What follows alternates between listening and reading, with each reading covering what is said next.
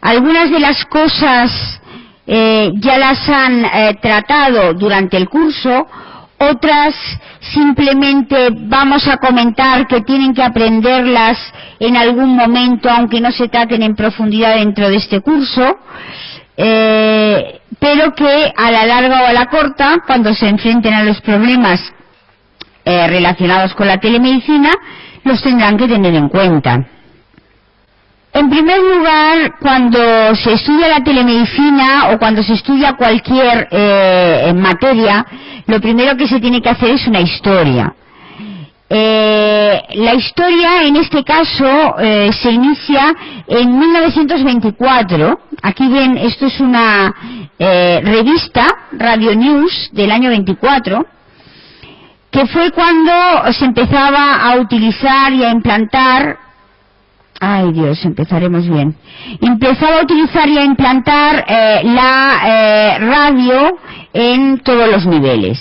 La persona que hizo este dibujo, esto realmente es una composición, es un dibujo, tuvo la visión ya en el año 24 de lo que era la telemedicina. Ven ustedes un niño en su casa que le está enseñando la lengua a el médico que está en otro lugar, y aquí tienen pues una antena absolutamente peregrina, como las que se utilizaban en el año 24, un altavoz absolutamente peregrino, como los que se utilizaban en el año 24, y un sistema de recogida de datos, en este caso fiebre, y una serie de datos de biometría. O sea que ya en el año 24 la gente interpretaba que los avances de las telecomunicaciones nos podían servir para la aplicación de la medicina a distancia. Y de hecho la radiomedicina fue lo primero que se desarrolló en los barcos.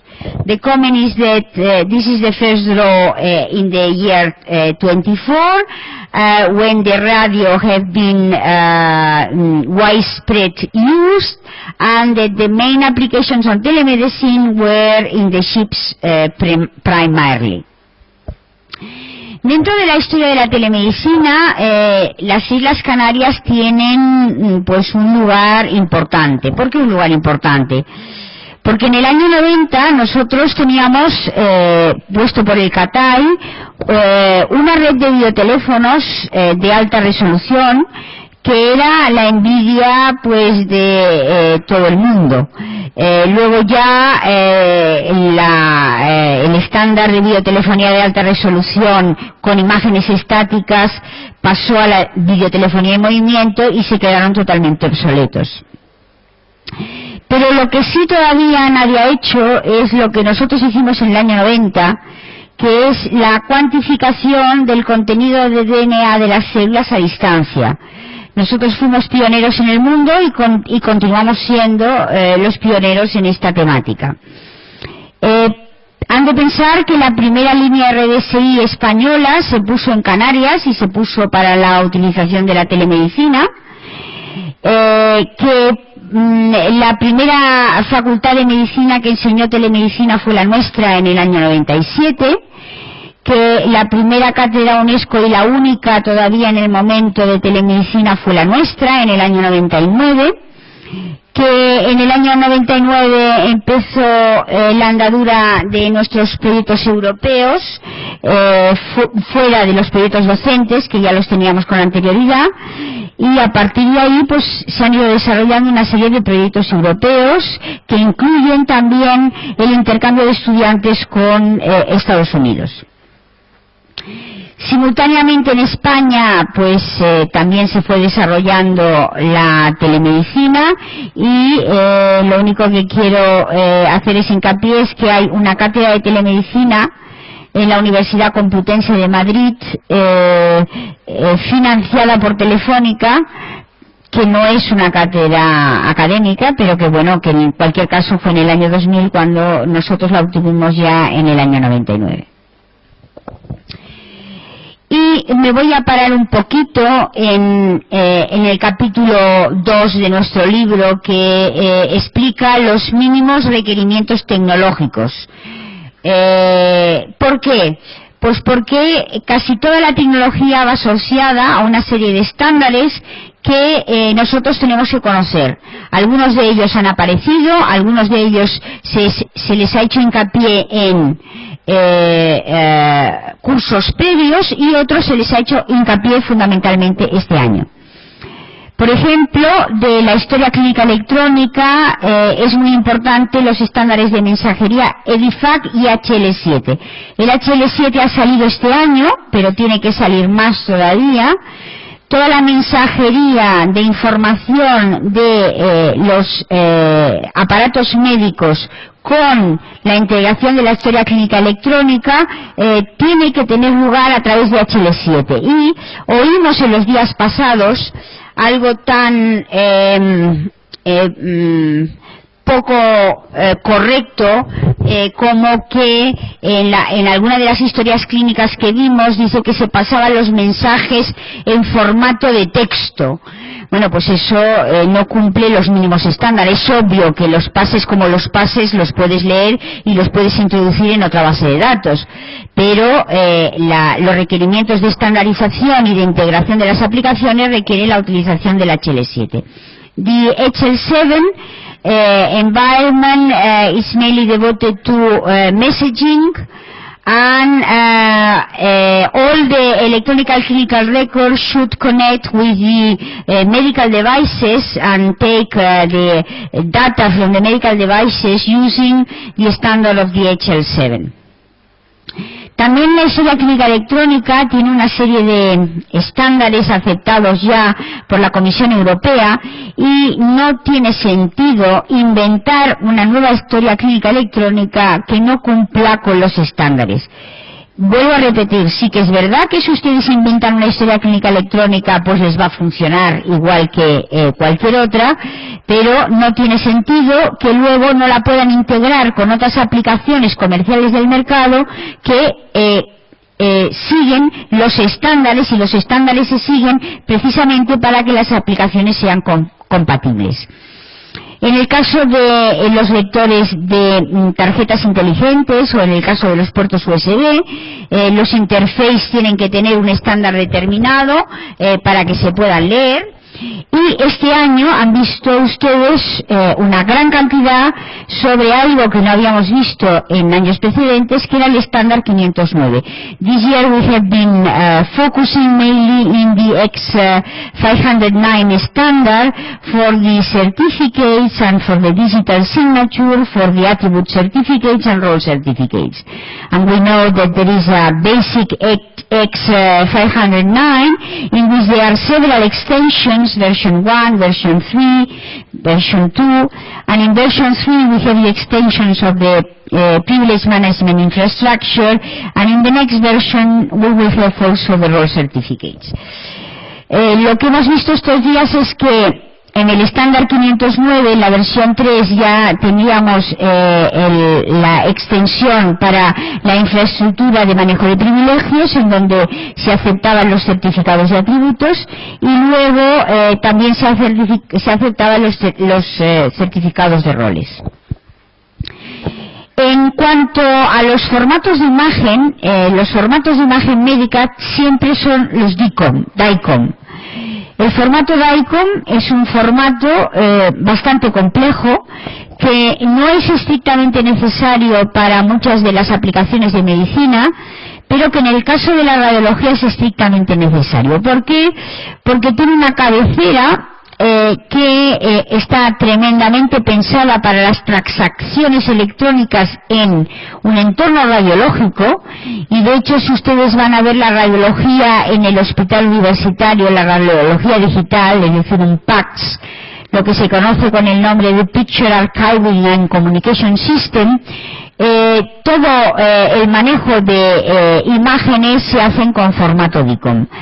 El formato DICOM hay pocos lectores, es decir, no hay lectores comerciales. Los lectores de formato DICOM están dentro del aparataje de radiología, aunque sí hay algunos softwares que permiten la lectura en el entorno de PC en formato DICOM y la transformación en un formato que pueda ser legible en el entorno del PC.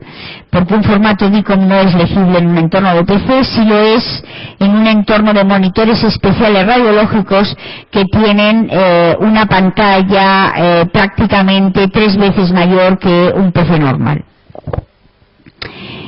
Vieron el día pasado en la conferencia del Dr. Grachev lo que era, y van a verlo también en el Wimbicos que tienen en prácticas mañana, lo que es el Computer Supported Cooperative Work, es decir, la conexión de las computadoras sincronizadas de tal manera que se compartan documentos, información, vídeo, se puedan manipular o incluso dirigir determinados sistemas médicos, y para ello lo fundamental es que el sistema cuente con el estándar T120. Si un sistema que quiere intentar hacer un trabajo cooperativo no tiene el T120, entonces es totalmente imposible, no deben comprarlo. Y eso ha ocurrido y ocurre para la gente que va a invertir en el entorno médico, que desconoce los estándares rigurosos que tienen que cumplir muchos de los aparatajes, y entonces compran aparatajes de acuerdo con lo que le dice el vendedor en un momento determinado, sin cumplir los mínimos estándares. In the case of computer supported cooperative work, which is the case we have seen yesterday in the Wimbicos, in this environment you share documents, you share information, you share images, and also you control devices at distance. To do all these things, the system have to have the standard T120, and if it doesn't have the systems to connect the standard T120, then it is not possible to support a computer-supported cooperative work, because all the devices that control the systems at distance should understand this type of standards. Luego vamos a tratar de los estándares de vídeo un poquito más, porque ustedes estuvieron viendo ayer que les estaban contando que tenían un estándar de vídeo de wavelets que les permitía una calidad de imagen extraordinaria, que se podría ver en el entorno médico, que era una innovación, etcétera. Bueno, pues no tanto. No tanto, porque ya todos los estándares que hay en el mercado utilizan wavelets y utilizan códecs para codificar el vídeo H264, que codifica el MPEG-4, y el MPEG-4 tiene wavelets. El MPEG-4 permite el video streaming, que es lo que vieron el día pasado, y no solo esto, sino que permite incluso el video streaming en la telefonía móvil. De tal manera que la gente puede bajarse películas completas, un Harry Potter, en los sistemas de telefonía multimedia sin ningún problema, siguiendo el estándar MPEG-4 de telefonía móvil con un chip de codificación específico que ahora inmediatamente veremos. Por lo tanto, los waves es algo que ya hace años que está en el mercado, en la mayoría de las compresiones de vídeo, porque es un sistema muy eficiente. Permite unas compresiones muy importantes de forma muy eficiente. En cambio, el MPEG-2, que lo tienen aquí, para el cual se utilizan los codificadores, el codec 262, este MPEG-2 es la televisión digital. Entonces ven ustedes que no se corresponde la calidad del vídeo con la numeración de la compresión MPEG. Tiene mayor calidad de vídeo el MPEG-2 que el MPEG-4, pero también es verdad que el MPEG-4 comprime mucho más que el MPEG-2. El MPEG-2 tiene, por lo tanto, la televisión digital tiene este estándar MPEG-2, y el streaming vídeo de calidad médica suficiente como para el entorno de la telefonía móvil, utiliza los estándares MP4. ¿Hay más compresiones de wavelets? Sí, pues no necesariamente los compresores en wavelets utilizan solamente MP4, sino que tanto el Real One como el QuickTime como el NetShow, estos pueden utilizar otros compresores de vídeo en wavelets. Y típicamente se utiliza los compresores de wavelets 2000 para hacer streaming vídeo. Es interesante saber que hay algo que se llama MPEG-7 y MPEG-21, y eso no son estándares de vídeo. Es decir, hasta el MPEG-4 de momento estamos hablando de sistema de compresión de vídeo. A partir del MPEG-4 se salta al MPEG-7 y del MPEG-7 se salta al MPEG-21, y son estándares asociados a la compresión de vídeo pero que realizan otras funciones. Concretamente, el MPEG-7 es un lenguaje XML, que ya lo han visto en prácticas, que tiene por finalidad la definición de descripciones multimedia, es decir, definir la estructura de documentos multimedia, y es fundamental en los entornos distribuidos, incluido la telefonía móvil, incluido el grid o incluido otros entornos distribuidos. Y el más reciente es el MPEG-21. El MPEG-21 sí ya se acerca mucho más al grid, es absolutamente imprescindible en el peer-to-peer transmisión de sistemas multimedia, y lo que determina son los derechos de acceso y los derechos de manejo de todos los sistemas multimedia. I want to translate a little bit. We have MPEG-2, which is the digital TV, and then we have MPEG-4 for all streaming video. The MPEG-4 always use wavelets, and the MPEG-4 is used in most of the streaming video software, including Real One, Windows Media, and so on and so forth, but also in the codification of the streaming video in mobile phones.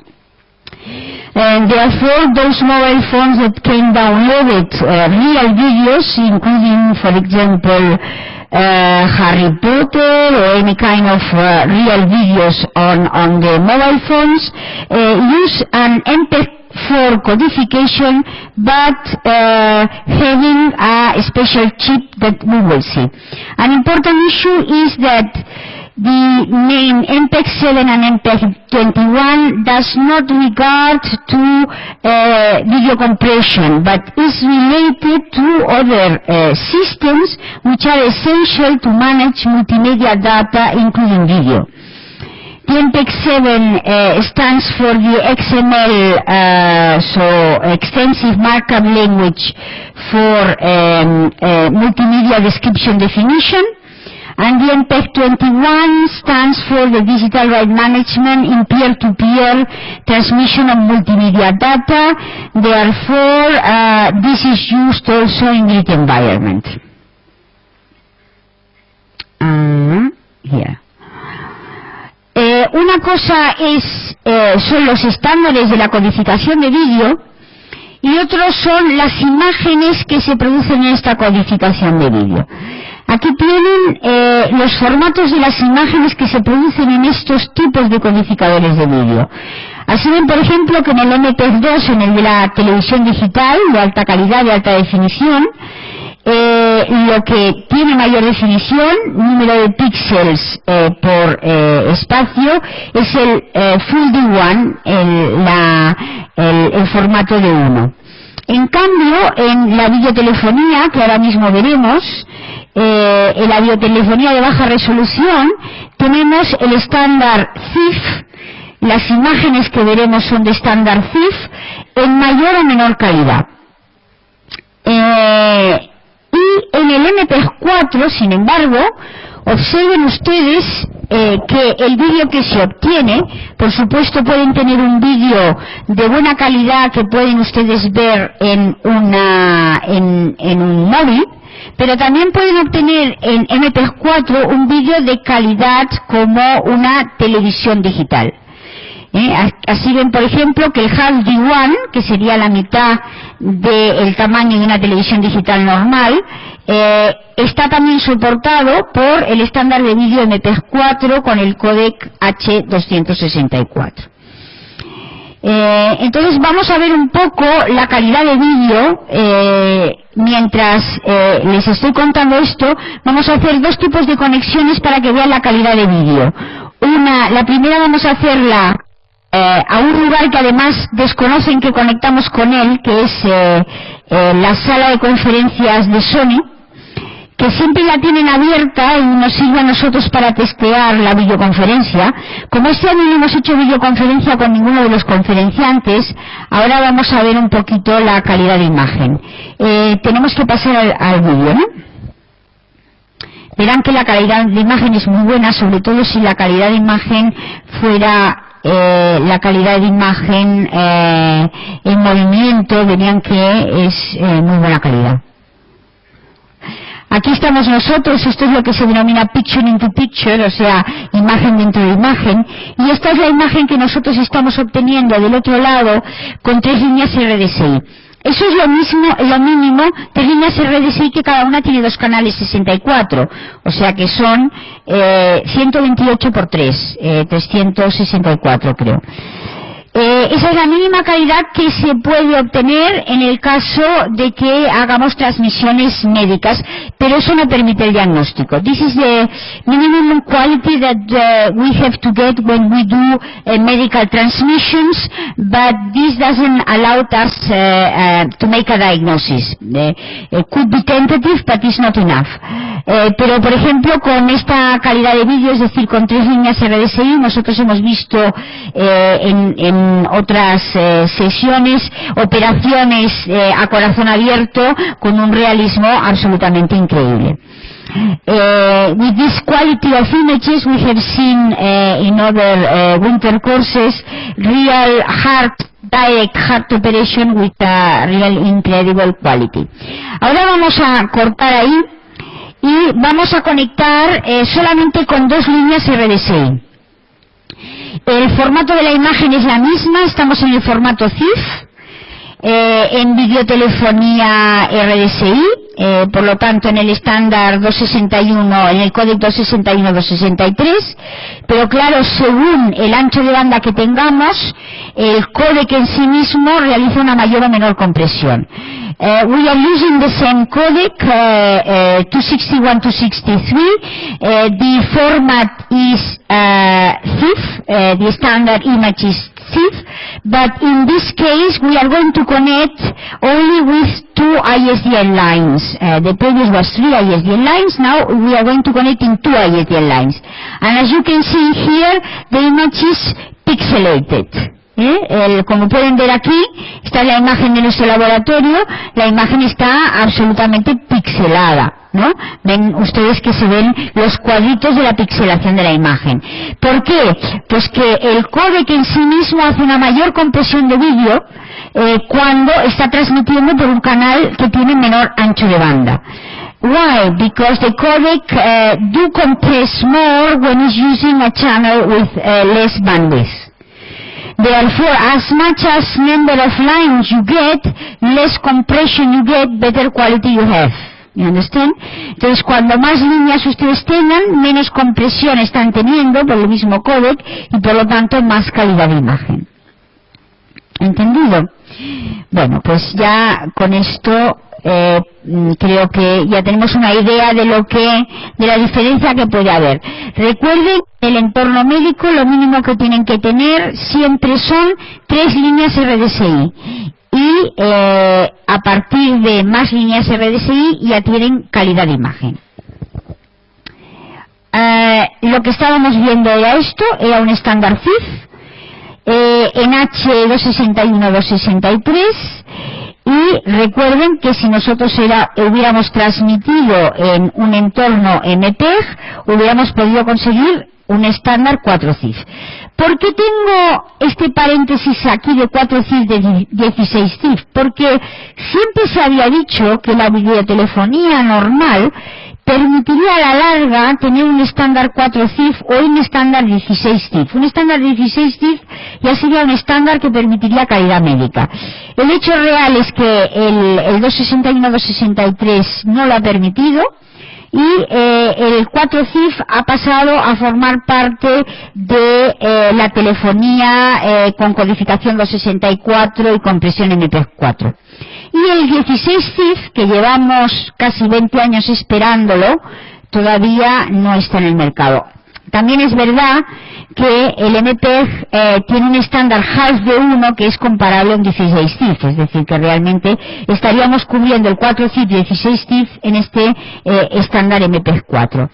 The normal video telephony was expected to have 4 CIF and 16 CIF quality images, but he did not get it, never, and they are not going to get it. This standard will become part of the MPEG-4, and the 16 CIF is more or less like a half the one quality of video. Cuando nosotros estamos emitiendo, tenemos que tener en cuenta pues un montón de cuestiones, las características del sistema de adquisición, si es digital o analógico, y luego los parámetros de los sistemas de adquisición, la señal ruido, etcétera, etcétera. Es decir, hay una serie de condicionamientos que pertenecen al entorno biofísico, biomédico, que una persona que tenga que hacer telemedicina tiene que conocer. Aquí tienen ustedes lo más novedoso en el entorno de videoconferencia para telefonía móvil. Esto es un teléfono móvil, aunque ustedes no lo crean, esto es un teléfono móvil dentro de un diente. Although you could not imagine this is a mobile phone inside of a tooth. It's a real mobile phone, just incrustated inside of a tooth. So this is sufficient to talk in the mouth and that the other person will receive the information.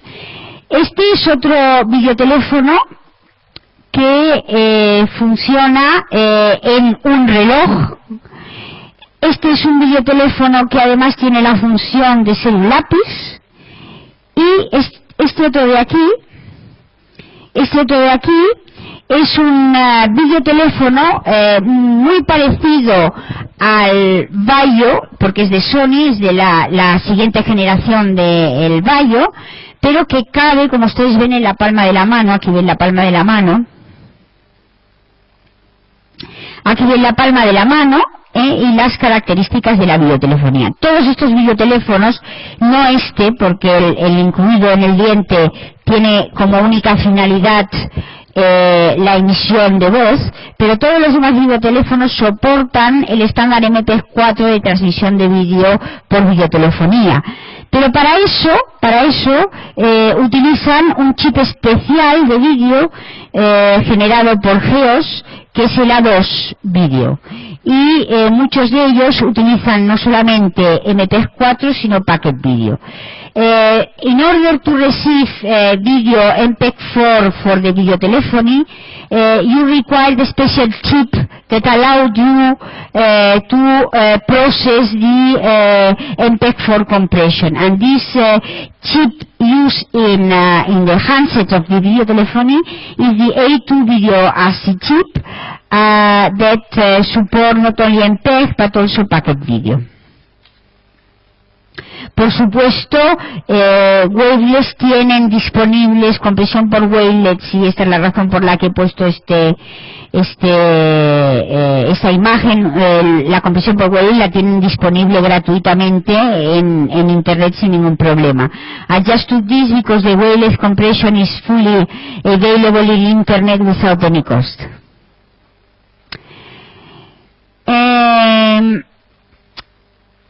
Cuando nosotros observamos las imágenes en un monitor o en un sistema de adquisición de imágenes, Para medicina, si para otro tipo nos da igual, lo que nos interesa es ver lo bonito, que el color sea bonito, pero para medicina tenemos que hacer otras cosas, porque muchas veces tenemos que calcular la densidad, tenemos que hacer análisis de imagen, tenemos que hacer ROIs, que son limitación de las áreas de interés por las densidades de grises, y entonces tenemos que asegurar que los niveles de grises que tiene el sistema, aquí vemos niveles de grises hasta 1024,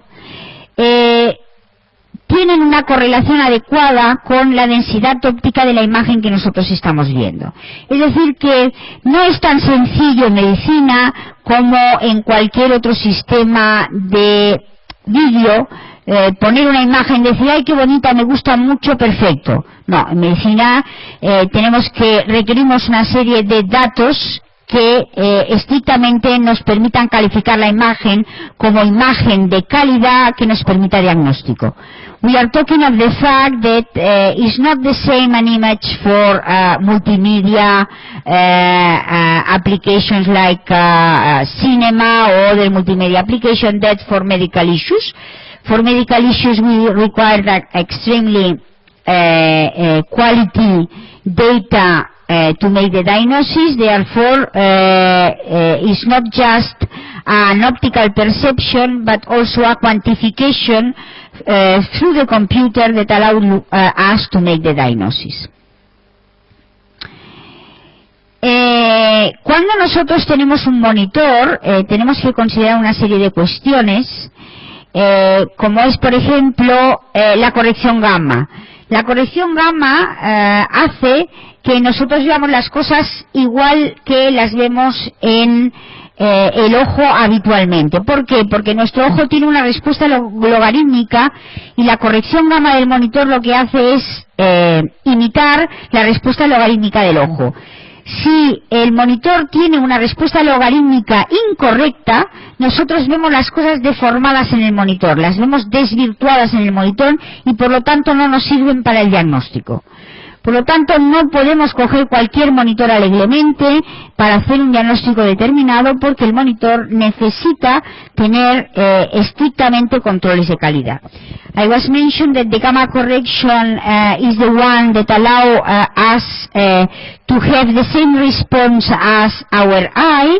Therefore, in order to have an image that it is sufficient for diagnosis, we need a gamma correction similar to our eye. Y no es lo mismo aplicar la telemedicina a teleradiología, en la que ya hemos visto, por ejemplo, que muchas de las cosas que hemos estado diciendo ahora sobre el tipo de monitor, la calidad del monitor, que aplicar la telemedicina a teledermatología, en el que el color es algo esencial, o aplicar la telemedicina a telerehabilitación, en la que nos da igual cómo es el monitor, porque nosotros necesitamos otras cosas, necesitamos a lo mejor sistemas de estimulación eléctrica de los músculos a distancia, o una capacidad de acción robótica, o no es lo mismo hacer cirugía. Por lo tanto, no podemos aplicar los mismos estándares ni los mismos mínimos requerimientos a todo tipo de aplicaciones. Cada persona que haga una especialidad determinada va a requerir estudiar qué es lo que necesita en su entorno de especialidad. ¿Cuáles son las especialidades más, llamémosle, más habituales? Las más habituales acostumbran a ser teleradiología, acostumbran a ser telepatología, acostumbran a ser telecardiología, acostumbra a ser, como ya han visto incluso en la aplicación que les han enseñado a ustedes de la Universidad de Rochester, las casas inteligentes para hacer cuidado en casa, la teleoncología. Hay mucha telecirugía ya. Ayer les adelanté en la conferencia, aunque el doctor Gachev no les dijo a ustedes, pero la mayoría de las operaciones complicadas de cirugía se hacen por cirugía robótica. La razón es que la persona no tiene el mismo pulso cuando tiene que coser arterias de muy pequeño calibre que el pulso que tiene un robot. Por eso cuando se hace cirugía con un robot interpuesto y se hace la telecirugía maestro-esclavo.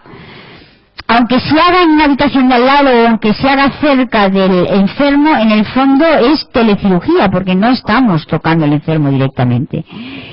Y se hace con un robot interpuesto que minimiza el temblor de la mano del cirujano o los movimientos bruscos de la mano del cirujano. Incluso limita los movimientos bruscos. Por ejemplo, imagínense ustedes que están operando dentro del cerebro y en el que 1 milímetro más a la derecha pueden dejar al individuo mudo, y tienen un sistema de ubicación de computación que evita que ustedes se muevan 1 centímetro a la derecha, porque si se mueven, o 1 milímetro a la derecha, porque si se mueven 1 milímetro a la derecha podría lesionar el área del lenguaje, por ejemplo. I was commenting regarding the applications of telesurgery, particularly considering the previous speakers of yesterday, that the telesurgery is quite common nowadays, particularly in heart surgery and also in ophthalmology. In heart surgery it is, and neurosurgery also, in heart surgery it is necessary because the trembling of the hand of the surgeon can be very problematic when they have to sew very small arteries, and therefore they use intermediate robots that control the gross movements of the hand of the surgeon and only allow the tiny movements required for surgery. And also in neurosurgery, because with the aid of the computer they limit the movement of the coagulation or the movement of the cutting knife to avoid impair areas which are essential, like the language area or movement area and so on and so forth. Algo que quería contarles y que está en relación con los estándares de vídeo que hemos visto es cómo un cirujano puede ver la imagen en composición tridimensional. Ya vieron ustedes que uno de los problemas fundamentales de la cirugía endoscópica es que la imagen es bidimensional y entonces el cirujano no tiene percepción de profundidad, con lo cual no sabe muy bien dónde está situado y requiere varios años tener un entrenamiento para orientarse en un entorno bidimensional, que es el que está viendo en el monitor. Para evitar esto se realizan sistemas tridimensionales. El que vieron el día pasado es un sistema muy burdo, uno de los más primitivos, en el que se cogen dos imágenes que se superponen pero se decalan un poco una de la otra, de tal manera que con las gafas de reconstrucción tridimensional estas dos imágenes se superponen entre sí y uno tiene la sensación de profundidad. Pero este es un sistema muy poco sofisticado. I was mentioning that for the surgery it is essential to have a three-dimensional perspective. To get trained in a bidimensional manner you require years, but to get trained when you see the issues on three-dimensional perspective, maybe it only requires months. Therefore, if it is possible to get a three-dimensional perspective, it's very useful in the environment of the telesurgery or robotic surgery in general. The way we have seen it yesterday, which is taking two images that are superposed one over the other one, and that using a special glasses you get completely superposed one on the other and get the three-dimensional image is a very primitive manner to get the three-dimensional images. They are much more intelligent manner to get that. Las formas más inteligentes que se utilizan son las visiones binoculares completas, es decir, no dos visiones cercanas de la misma área, sino dos visiones binoculares completas que se proyectan en el ojo, es decir, el cirujano también necesita llevar unas gafas, que se proyectan en el ojo alternativamente, se proyectan con una velocidad determinada, que el cirujano no distingue que le están viniendo dos imágenes, sino que distingue una sola imagen y se bombardea simultáneamente ojo derecho, ojo izquierdo, ojo derecho y ojo izquierdo. El resultado es que está viendo prácticamente como si estuviera viendo por los dos ojos. Esta es una de las formas más sofisticadas. Tiene su problema cuando la cirugía se hace a mucha distancia por la latencia de la transmisión por satélite, que retarda mucho las imágenes, y además también porque cuando se capta la imagen se tiene que estar captando alternativamente 1 o 2 frames del ojo derecho, es decir, de la cámara derecha, y 1 o 2 frames de la cámara izquierda. Comprimir esta imagen en wavelets y enviarla al otro lado y proyectarla sobre el ojo, 2 o 3 frames en un lado, 2 o 3 frames en el ojo. Es un poco complicado. The more sophisticated manner to get three-dimensional images is to get two cameras with full dimensional perspective of the eye. So like if you were just closing one eye, that is the one you have, and the other eye, that is the one you have. And it is transmitted to the glasses of the surgeon in alternative manner. So you transmit first one image of the right eye, one image of the left right, and successfully very quickly.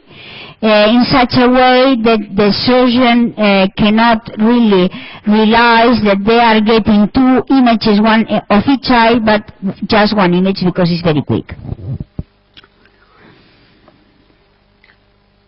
Bueno, aquí es lo que hemos estado viendo, daros cuenta de que a partir de los 384, que es lo que hemos estado viendo con los 3 canales de RDSI, nosotros ya podemos tener una transmisión multimedia de una relativa buena calidad. Aunque aquí se considera todavía de baja calidad, que puede ser síncrona, bidireccional e interactiva. Ahí teníamos una videoconferencia que en el otro lado, si hubiera habido alguien, pues nos hubiera saludado, hablado, etcétera. En cambio, si nosotros tenemos más de 384, ya tenemos una alta calidad. Por eso hemos dicho que en el caso de la medicina, siempre para diagnóstico tenemos que tener más de 384, generalmente estamos en el doble, estamos en 700 y algo para una buena calidad. Es decir, a partir de 4 canales, 5 y 6 canales sería lo ideal para el entorno de la medicina. Pero por debajo de esto no podemos permitirnos nunca el lujo de hacer diagnóstico.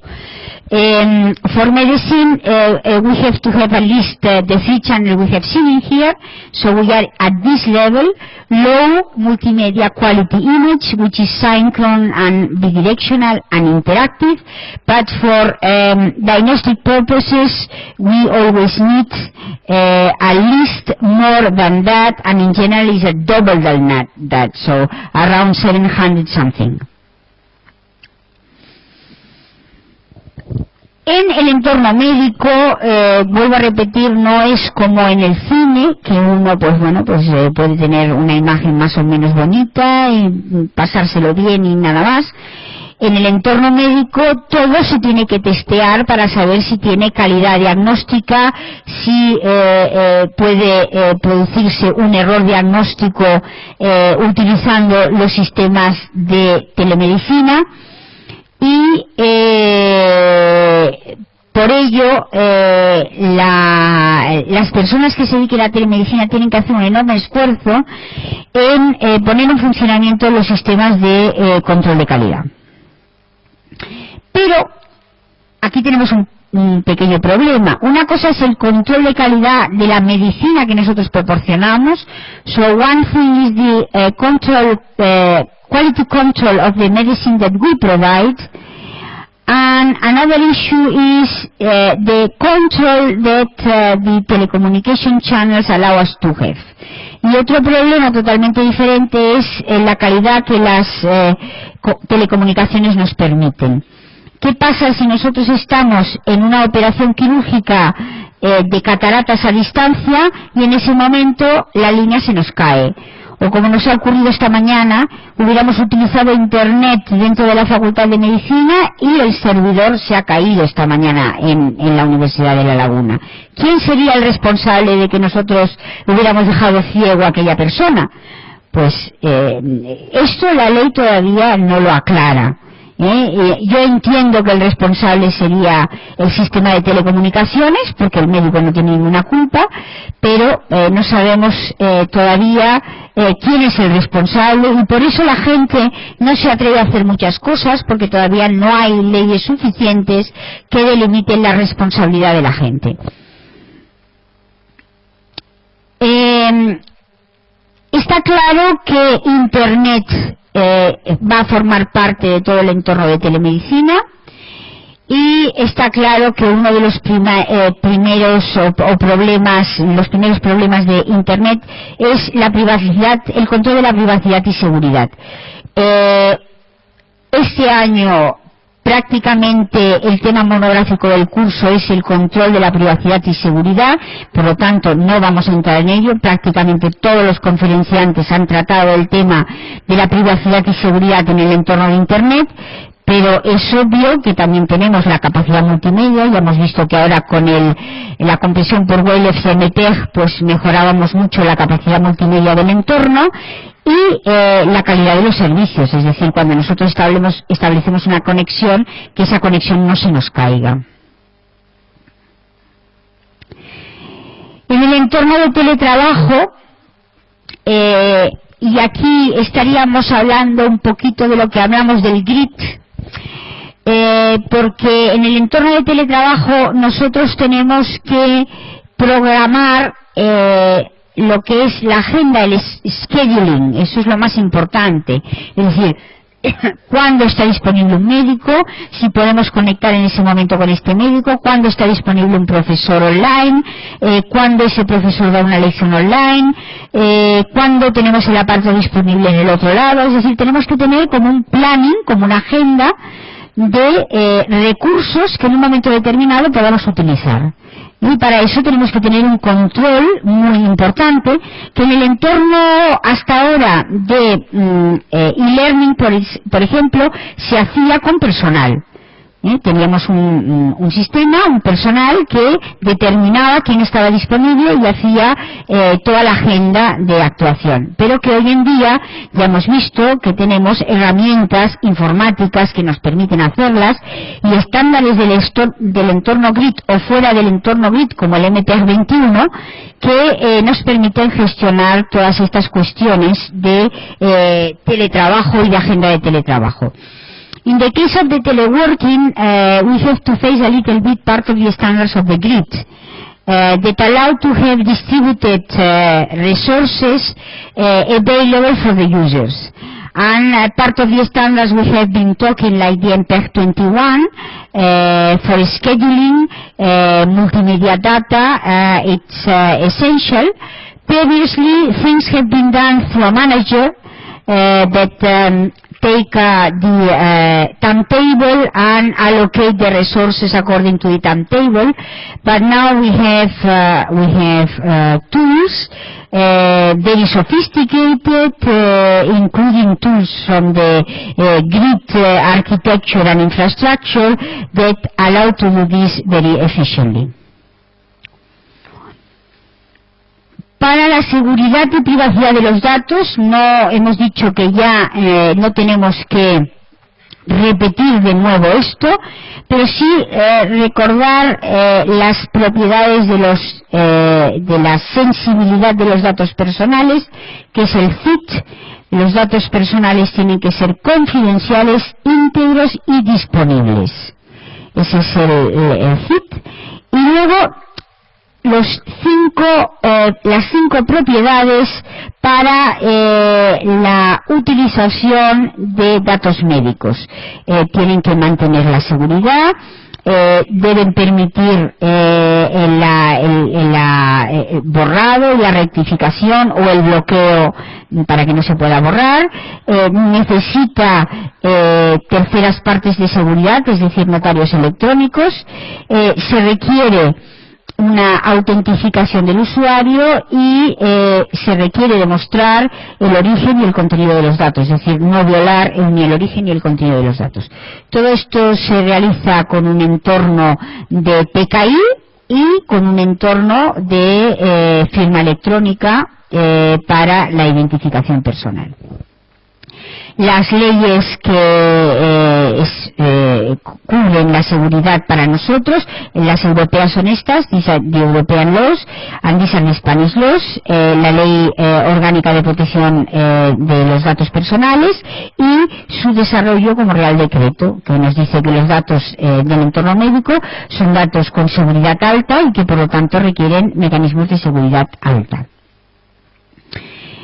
Desde el punto de vista de los aspectos legales, es decir, nosotros podemos como médicos tratar a un enfermo que está en Pamplona, pensando que nosotros no estamos dados de alta en el Colegio de Médico de Pamplona.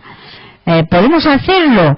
Bueno, pues se entiende que cuando nosotros recibimos los datos de un enfermo, es el enfermo el que se desplaza a nosotros, y como nosotros estamos dados de alta en el Colegio de Médicos de Tenerife y los datos, aunque el enfermo esté allí, los datos del enfermo vienen, se considera que esto es un transporte electrónico del enfermo. Entonces el enfermo lo tenemos en nuestro lugar de trabajo, en un lugar donde nosotros estamos autorizados para ejercer la medicina.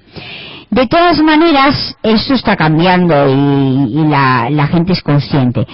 Fíjense ustedes que antes teníamos la base de datos de el número de colegiado y la especialidad estaba solamente en un colegio de médicos determinado, Tenerife, Barcelona, lo que fuera. Ahora ya la base de datos de los colegiados está centralizada. No por esto, no para que tengamos capacidad de ejercer la medicina en otra provincia, sino todo lo contrario, porque si alguien quiere ir a un médico, pueda testear en Internet si este médico tiene las cualificaciones que dice tener.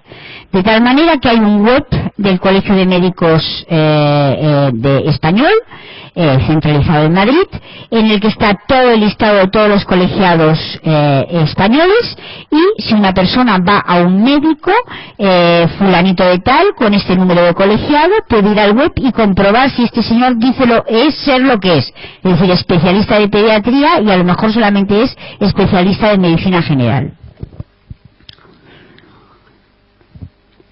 Bueno, la economía de la telemedicina es muy precaria. Otros años nos hemos dedicado mucho a ello. ¿Por qué es muy precaria? Pues porque se utiliza poco y lo que es fundamental no se paga, no hay reembolso.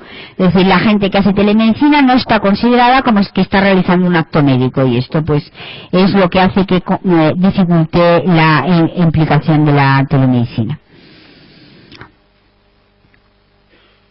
Y me voy a detener un momento en los comités de estandarización.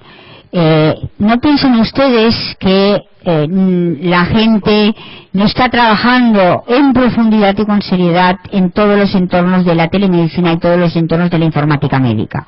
Lo están. Y no hay nada que inventar, está ya todo inventado. Lo digo porque pasado mañana van a tener ustedes a el presidente del comité TC251 de la Comisión Europea, para hablarles a ustedes de lo que es la tarjeta profesional, los estándares de tarjeta profesional y cómo tiene que gestionarse la tarjeta profesional. Lamentablemente los colegios de médicos pues no saben ni que existe estos estándares de tarjeta profesional y se dedican a contratar fundamentalmente con los bancos tarjetas que multifuncionales, que además puedan sacar dinero en el banco y además uno pueda poner la gasolina con ellas y además sirvan como tarjeta para identificarlo como médico. Bueno, pues esto pues es una barbarie porque hay mucha gente trabajando en este momento para conseguir estandarizar lo que es la tarjeta profesional. I was telling that in 2 days we will have here the president of the TC 251 for the standardization of the professional card. What are the extensions that the certificates should carry in the public infrastructure, how they have to be handled inside of the in smart cards, and so on and so forth. And the tentative of inventing other things with special deals with the banks and to take also, to put the petrol, the benzene also, and also to take out the money, and plus that to have this card as a professional card is not serious, because there are a lot of people working in order to fully standardize all these issues in the professional area. Todos estos son comités de estandarización. Pueden pensarse que son miles y miles las personas que están trabajando en estandarización, porque los comités tienen núcleos de trabajo permanentes y luego toda la gente que quiera pertenecer a un comité de estandarización simplemente lo tiene que pedir. En el caso del TC 251 pues tenemos varios grupos de trabajo, desde el grupo 7, que son el de las smart cards, o sea, las tarjetas con chip, hasta la historia clínica electrónica, la mensajería, las imágenes médicas, la comunicación con los aparatos médicos, todo el entorno HL7, la seguridad, la calidad. Es decir, que todo esto está estudiado, estandarizado, con mayor o menos éxito y cada vez pues mejorando los estándares, pero que no tenemos que inventar nada, simplemente ir a la literatura y revisar lo que hay. Y eso es un poco el conocimiento global de todo lo que es el cuerpo de conocimiento de la telemedicina. En cada curso ustedes centran unos aspectos con mayor o menor profundidad, pero todos ellos son fundamentales para que realicen una telemedicina con seguridad y con cualidad. Pues muchísimas gracias.